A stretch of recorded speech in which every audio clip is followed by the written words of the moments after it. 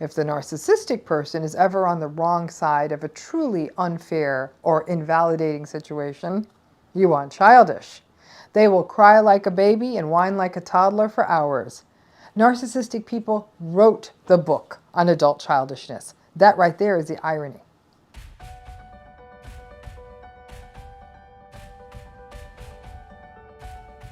I'm going to take on something that I think a few of you are not going to agree with. So I think the comments on this one may be a little bit robust, but I'm going to go out there because it happened to me recently. I was like, oh no, people are not still saying this. And I bet every one of you has said this. I know I've made the mistake of saying this. So what is this thing that people are saying and they really shouldn't be doing? Let's all make a commitment to stop saying, I'm sorry you feel that way. Let's file this statement, I'm sorry you feel that way, under a mistake we all make. But saying it runs the risk of pulling us into well-intended but toxic territory. And this sentence is a favorite ploy of the narcissist. It's this absolutely messed up phrase of, I'm sorry you feel that way. Drop it in the comments. How many of you have had that said to you by the narcissist? And fess up. How many of you have said it yourselves? Because every time I hear someone say this, I wince. It's sort of a pseudo empathy covered in a gaslight. It's like chocolate covered rotten fish. It's not okay. So let's break this statement down so you can understand why I have such a problem with it. Because let's say, face it, we've all said it. This sentence, that sentence should not go on. It should just be, I'm sorry, not you feel that way. I'm sorry. Now, assuming that the person did something to be sorry for. But when you say, I'm sorry you feel that way, you're judging a person's emotion. And that judgment of a person's emotion is a core tactic of gaslighting. I'm sorry you feel that way casts doubt on a person's feelings, as though you are sorry that they are having a particular feeling. And the assumption is that they actually could or even should be having another kind of a feeling. Now, I'm sorry you feel that way is a statement that is typically uttered when the person saying this may have done or said something that has caused discomfort for another person. Things that include lying to them, criticizing them, betraying them, manipulating them, hurting them, something harmful. So someone says something harmful to another person. Then that other person, not surprisingly, has a reaction. They may feel anger, sadness, maybe they even want to end the relationship.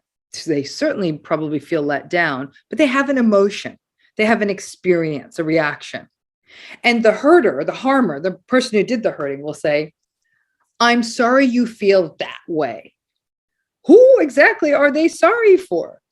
The other person who was hurt or themselves, because the hurt person's feeling isn't working out for them? Then that's not empathy, it's self-pity. So let me put some examples out there to make this clear. And again, if you have some good examples, again, drop those in the comments too, because it's important to understand this. Let's say person A and person B are in a relationship. Person A tells person B something in confidence, a secret, or something that they don't want shared with other people. Person B turns around and tells her mother what person A said. And then person A finds out that person B betrayed their confidence and is incensed and embarrassed.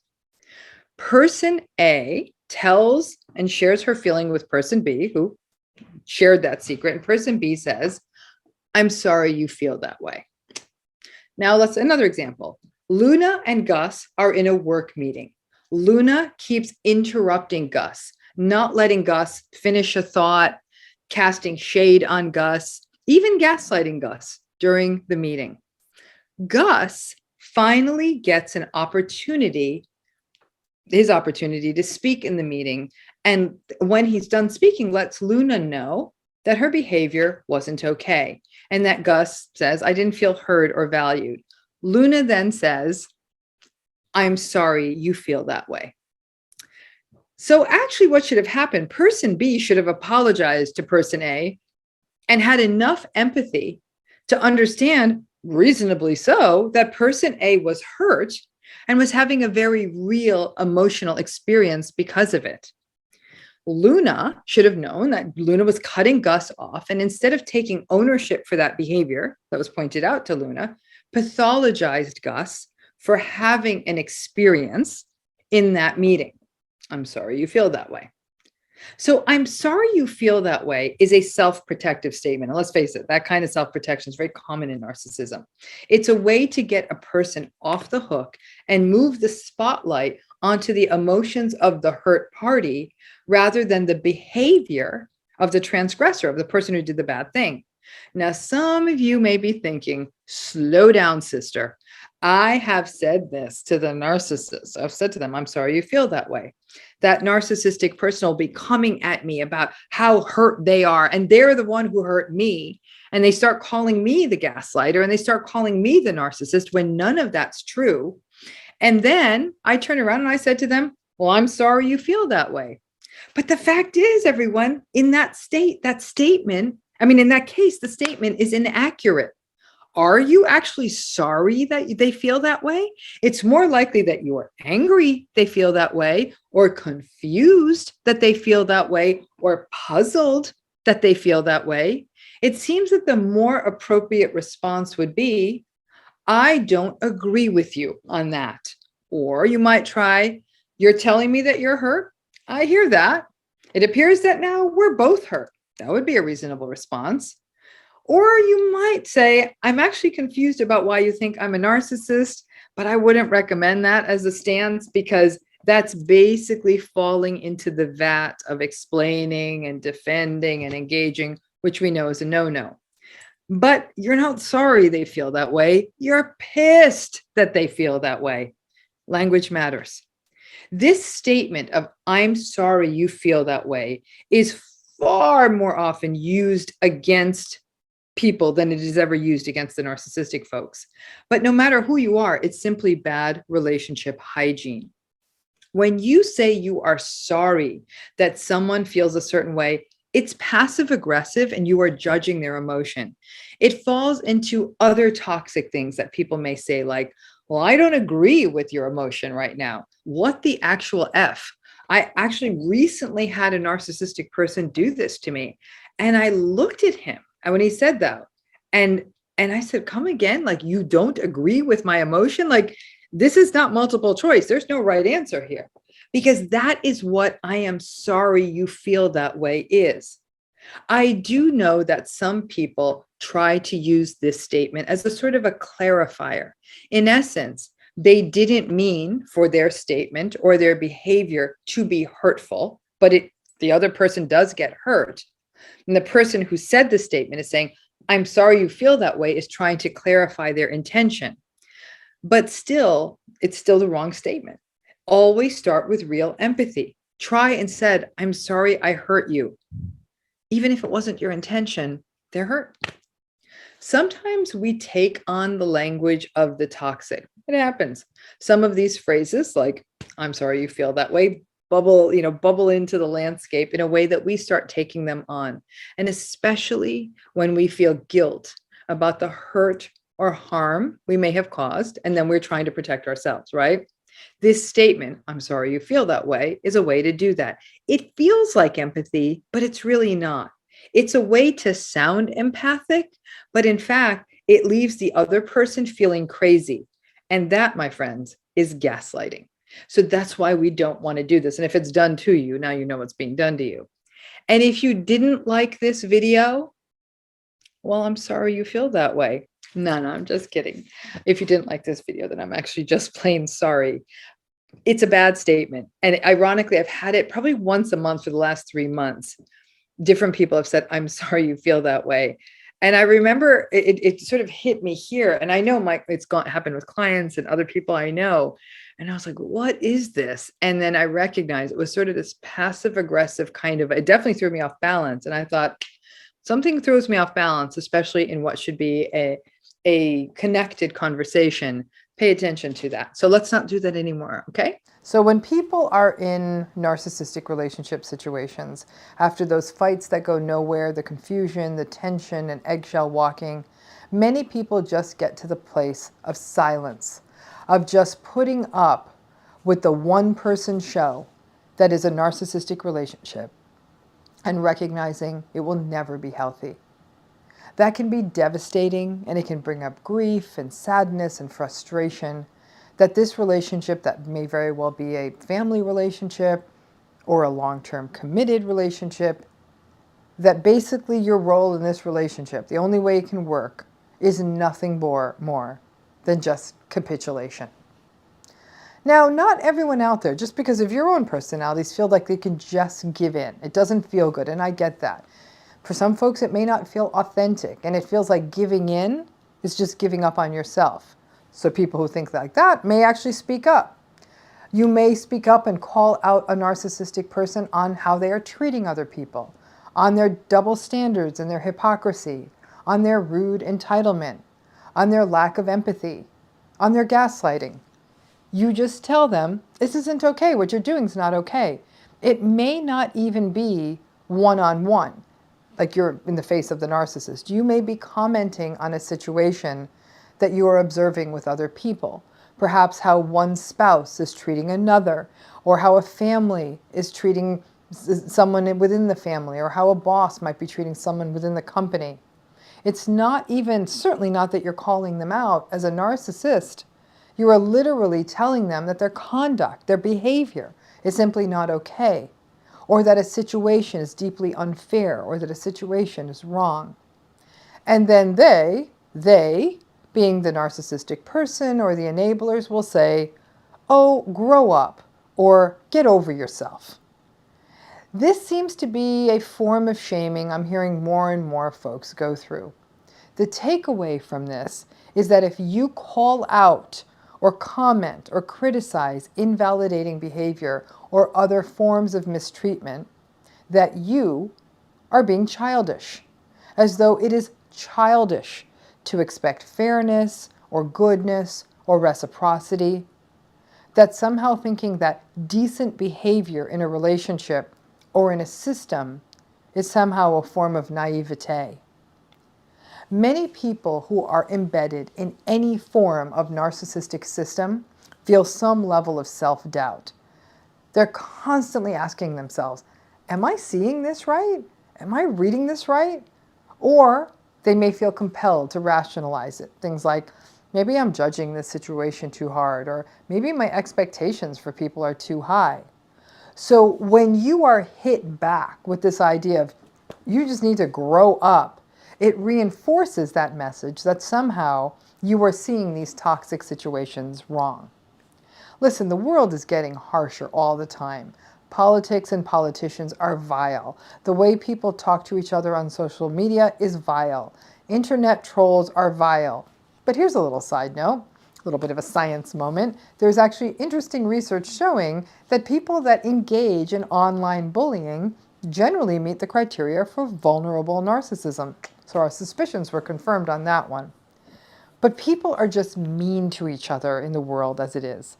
It is then, it is then doubly galling when a person merely wants to point out bad behavior as bad behavior, and then upon doing that are met with this idea that you need to grow up, and that being an adult must then mean that accepting people's awful behavior.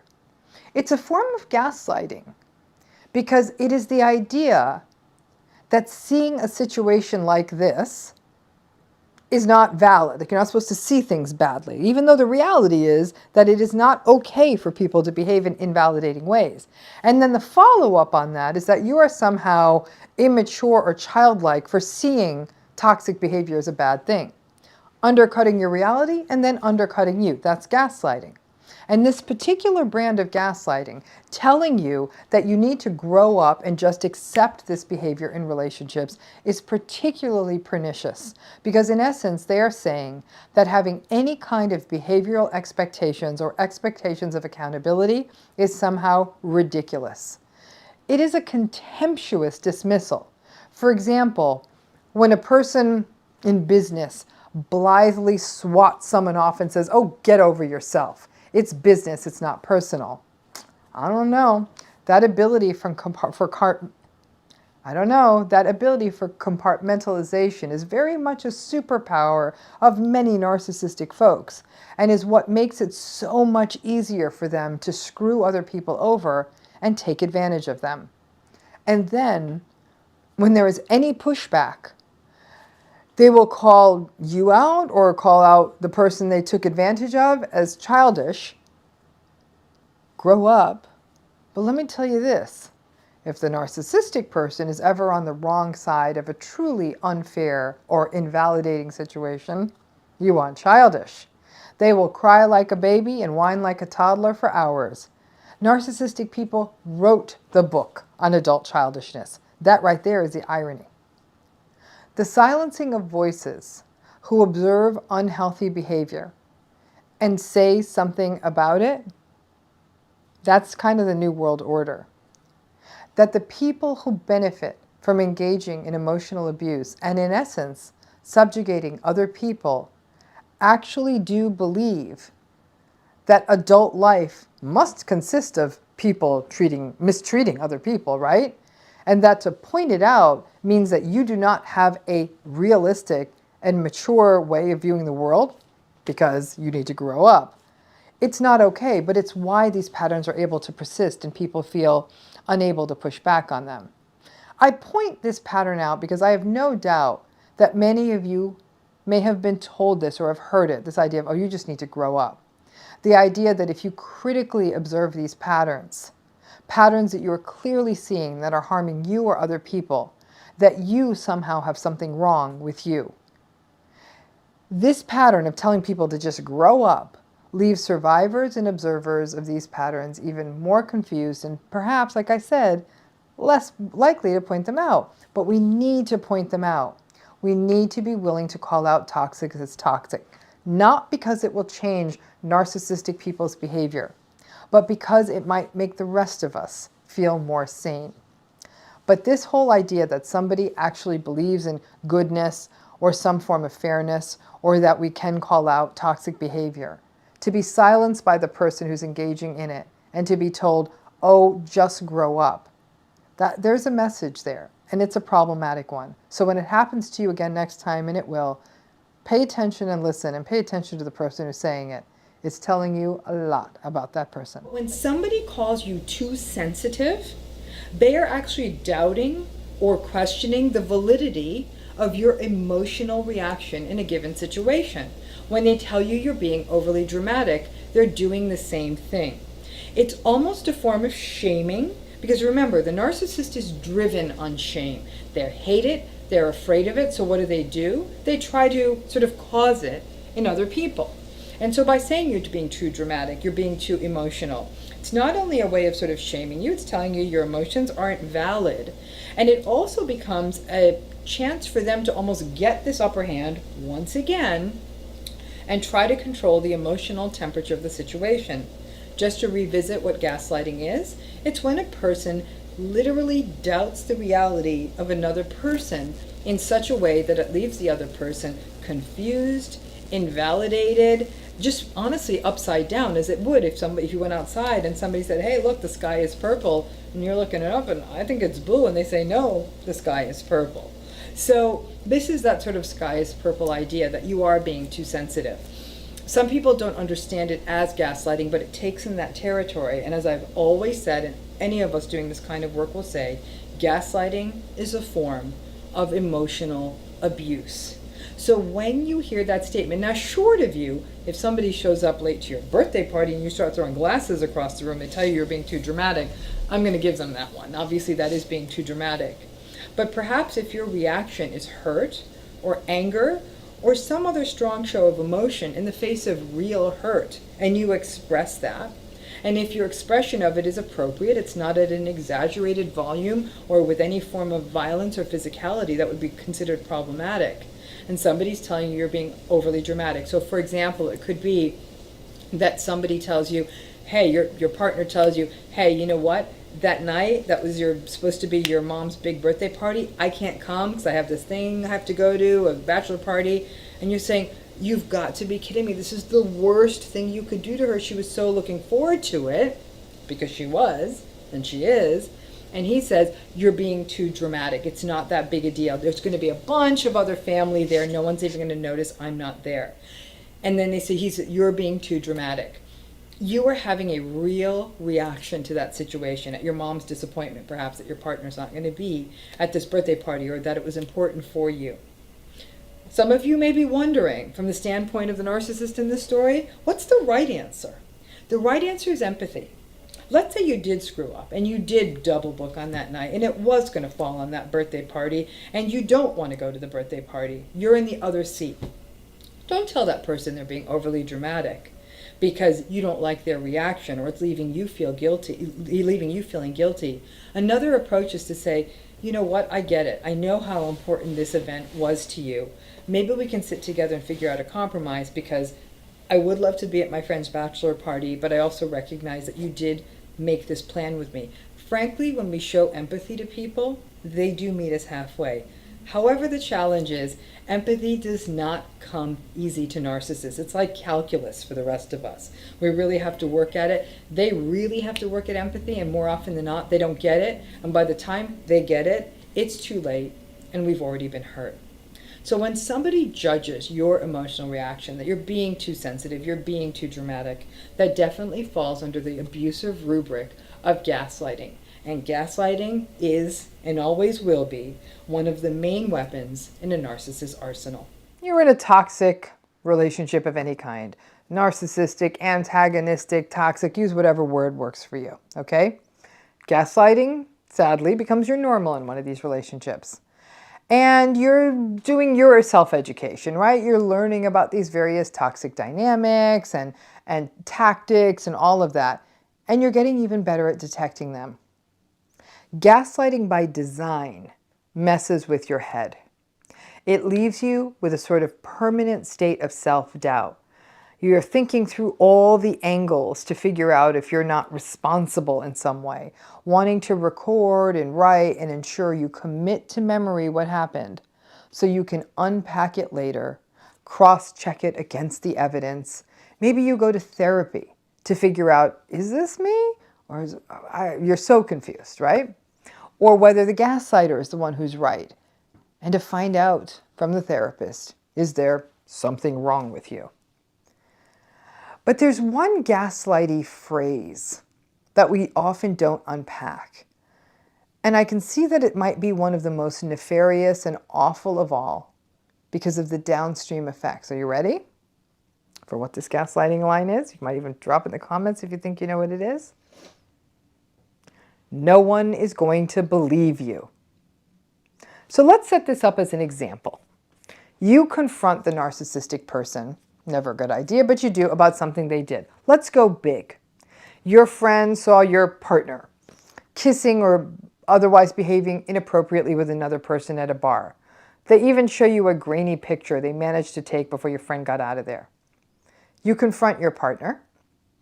Your partner denies it, tells you you are insane, and then they say, no one is going to believe you. Or, we'll try another scenario. You have a narcissistic parent who everybody actually thinks is a perfectly fine person, maybe even be generous or takes care of people in the family financially, whatever it is they do that makes people think that they're okay. But you know how invalidating they are. One day, you're having an argument or a confrontation, and you let that family member, the parent, know, I am done. I am finally going to tell certain people in the family that you've lied about this or that. And that narcissistic parent turns to you and says, no one is going to believe you. This tactic works for narcissistic people who are really good at wearing their masks in public, but being so careful and not being seen when they take that mask off in private. So they really are able to maintain a very gregarious and validation-seeking public face. It may be that people like this, they meet this person in your life, they think they're generous. They might be awed by their power. They think this is just a great person who has it all together. They're cool. They may be impressed by their success.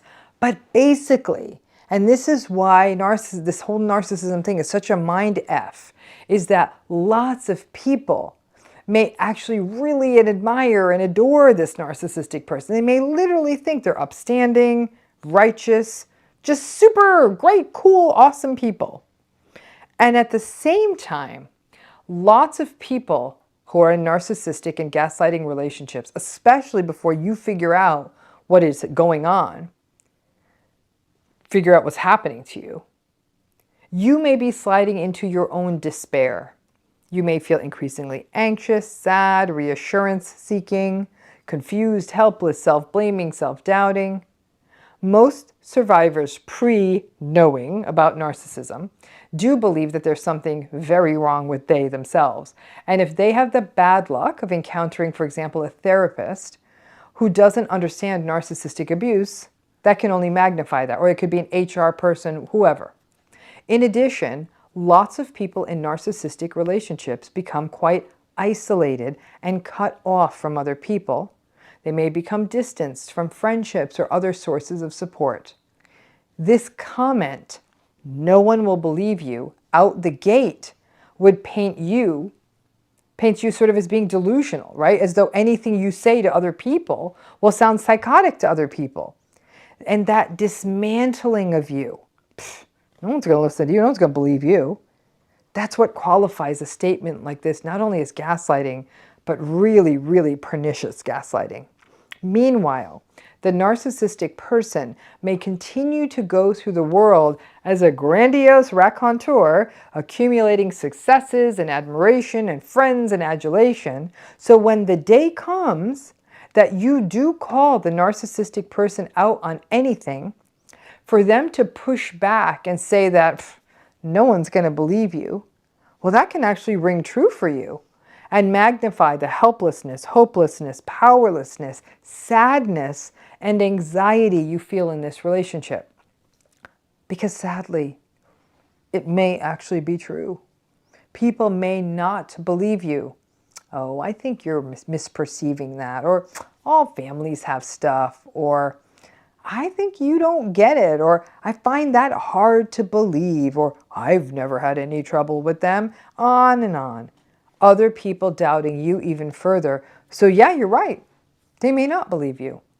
But whether it is true or not that other people will not believe you, you may find that just hearing that comment, that no one will believe you, is enough to stop you from seeking help, seeking support, seeking clarity. You may just isolate further. Despite the grain of truth that may be there, the isolation can really impede healing and clarity. This is not only something that happens in narcissistic relationships, but any kind of abusive or traumatizing behavior, and particularly if someone who is really disempowered like a child is involved, no one will believe you. The two-mask cultivation of perpetrators and narcissists, a public face that people value and a private face of menace, manipulation, and gaslighting, is why narcissistic abuse and antagonistic abuse is such a unique space. Listen, if someone is clearly kind of an abusive, awful person to everyone, people will believe you and maybe even help you. But if the charming, charismatic, gracious, generous, pillar of the community, successful person is the one that's harming you, and they drop that bomb in there, it only reinforces what you suspect. Someone will believe you, but if they initially don't, and people you talk to initially doubt you, it can magnify the impact of the emotional abuse you're enduring and push you even further into isolation, and then you may never find that someone who will believe you. I hope that gives some clarity on a dynamic that I'm sure many of you have encountered in your toxic relationships, because it is a phrase that many of you may have experienced, and seeing what it is and what it does to you is really important in understanding how these relationships work. How many of you have heard that phrase, the phrase, "nobody's perfect"? from a person that you've been in a narcissistic relationship with. If you have heard this, please drop it in the chat, because I have a feeling we're going to get a lot of people endorsing this one. So let's unpack this issue. Okay, so nobody's perfect, right? Newsflash, nobody is perfect. So again, I want to hear from you. If any of you have ever heard this little phrase, nobody's perfect, from a narcissistic person in your life or from an enabler of a narcissist. My guess is that this is happening to all of us more often than not in many, if not most, of our narcissistic relationships. So I want to help you understand that so you're better prepared for when it happens. So let's file nobody's perfect under the enabling phrases that end up gaslighting survivors of narcissistic abuse and pull more and more second chances out of people who are stuck in narcissistic relationships. And you know what the challenge is with this statement, nobody's perfect? It's true. Nobody is perfect. Nobody's perfect. Nothing is perfect. Perfection is a nonsense word when it comes to understanding human beings and human relationships. So to say nobody's perfect is like saying the sun is hot or gravity makes things fall. Yeah, got it. It's kind of like, okay, very, very basic, right? But this phrase is often thrown about when the narcissistic person screws up, and they always screw up. All of us screw up, right? We all screw up in many small ways during our day. We forget an appointment. We put red socks in with the whites. We put the wrong date on something that we're signing. We pay the bill late. We burn the toast. Nobody's perfect, right?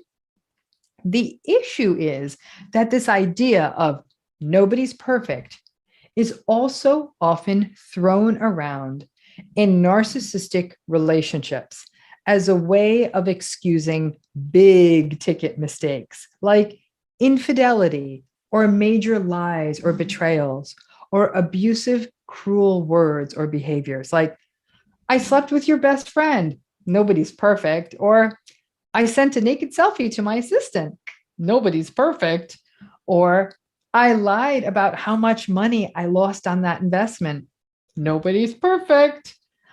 Okay, yeah, it was wrong to insult you and call you a bad mother. Nobody's perfect.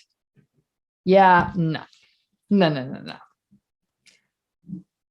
Sadly, the nobody's perfect defense really works very well because the phrase itself is true. But what it does is it deflects the focus off of the bad, entitled, unempathic, or deceitful behavior and moves it over to this universal truism that nobody's perfect. The problem is that most people in narcissistic relationships are quite empathic and more than willing to try to see both sides of a situation. So when they are hit with the nobody's perfect defense and couple that up with some trauma bonding, it works. It provides the narcissistic person with a quick justification. The fight moves away from the lie or the abuse or the deceit or the behavior, and it moves over to a discussion of nobody's perfect. It puts you in a catch-22 because right out the gate, you sort of lose the fight. If you say something like, well, that's not true, I'm perfect, well, that's not going to fly because you're not perfect either. If you try to fight that nobody's perfect premise, you are more likely to be met with contempt or mockery of them suggesting, oh, I get it, you think you're perfect. Then the whole conversation devolves into them painting you as a self-righteous believer in your own perfection. And it all gets really confusing really fast. It's a very, very tough argument to win. The bigger problem with the nobody's perfect of all of it is that other people get on the nobody's perfect bandwagon as well. Friends who are trying to give you advice, therapists, other folks you may turn to, other observers or enablers who are in your midst. And as a result, you hit the nobody's perfect justification all around after the narcissist does something bad, which can leave many survivors feeling or being portrayed as though they're being unreasonable for wanting to sort of unbraid this lie or understand it or understand the betrayal or expect some self-reflection or accountability by the narcissistic person for what they did, rather than the tired old nobody's perfect. Perfectionism is such an interesting issue in narcissism. In their grandiosity, they actually hold perfectionism as a possible goal. They strive for perfection. They unreasonably expect perfectionism. They have fantasy visions of what people and situations can look like or be like, and will berate other people, their family members, their employees, their partners, for not being perfect. That's why the nobody's perfect defense can really, really be so grating. When they finally do pull out a phrase to talk about their betrayal, it's not from a place of true vulnerability, but from a place of blame shifting. Big surprise, right? So what do you do with the nobody's perfect of it all in your narcissistic relationships? You have to see the behavior of the other person in a relationship of any kind, whether they're narcissistic or not, in a context. Is this behavior, this bad behavior, repeated, or is it a one-time transgression? After making the mistake, is the other person in that relationship making a genuine effort to change? Or do they keep making the mistake over, or doing the bad thing over and over again, and keep shrugging and saying, I don't know, nobody's perfect? How much of a violation was their behavior? Was it a breach of trust or abuse that caused harm to you and others around you? Think about these things when you really take in that behavior. And always remember the power of the word "and" in the narcissistic relationship. It can be such a useful tool to push back on cognitive dissonance, the cognitive dissonance that's raised by moments like when somebody says, nobody's perfect. So things like, yeah, you're right, nobody's perfect, and you lied to me. Or, yeah, I got it, nobody's perfect, and you betrayed my trust. Or, nobody's perfect, and that was abusive. Got to have that and. You can still have the nobody's perfect. Hook it into the behavior. You can preserve the universal truth of nobody's being perfect, again, and stay focused on the behavior, because that's the issue. Not that there's much point. The gaslighting, the denial, the justification, and the blame shifting, that's going to be the most likely scenario in any conversation with a narcissistic person, always. And maybe that's the one thing that's perfect. It lands the same way every time. I hope that's helpful, and thanks again.